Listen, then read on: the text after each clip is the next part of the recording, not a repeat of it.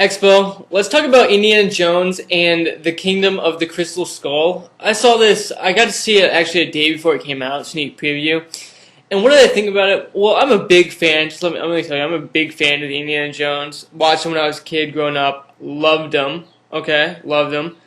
But this one, it wasn't bad, but there was definitely some flaws in it, and I really don't think it should have been made because I don't think it ruined the trilogy. I just don't think it should have been made. You know what I mean? I think we're best left with, the three movies we had before. And let me tell you why. The movie storyline, it was decent. It was good. There was a lot of action, awesome. Like when you watch it, you're watching the Indiana Jones. You're watching the Indiana Jones. But some of the plot outline and some of the storyline that they wrote in there was completely unbelievable. Unrealistic and unbelievable. I'm not going to tell you what happens. Mostly, some of it's actually in the beginning. He comes across I'm not even going to say, but it's just so unrealistic, and that's one of the things I didn't like about it. These, the storyline was good, but there's some plot elements in there are just, that's not Indiana Jones. And I know you're probably thinking the other Indiana Jones are just unrealistic stuff, but when you watch this one, you're going to know what I'm talking about.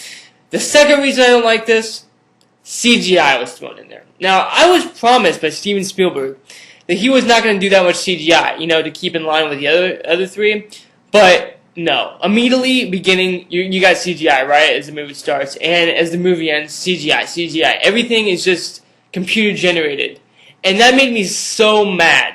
Seriously, because it's not that it doesn't look decently real, but the human eye can always tell. We always look at it, we know what's there, we know it's fake. And that's what makes me so mad about that.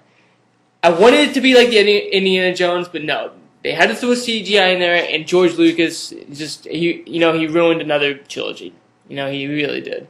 So, honestly, I'm not saying this is a bad movie, because I think everybody should go out and see this, to be honest. Even if you're not an Indiana Jones fan, I think you're going to be entertained. But the thing I didn't like about it is if you are a fan of Indiana Jones, the other few movies, I doubt you'll like it as much. That's the problem. It's not like it's a bad movie because it's awesome. There's tons of action and stuff, and there's some amazing stunts thrown in there too. And Harrison Ford's always a good looking guy. And, I have no problem with his age in this movie, but like I said, in keeping in line with the other three Indiana Jones movies, it does not hold up because they threw CGI in there.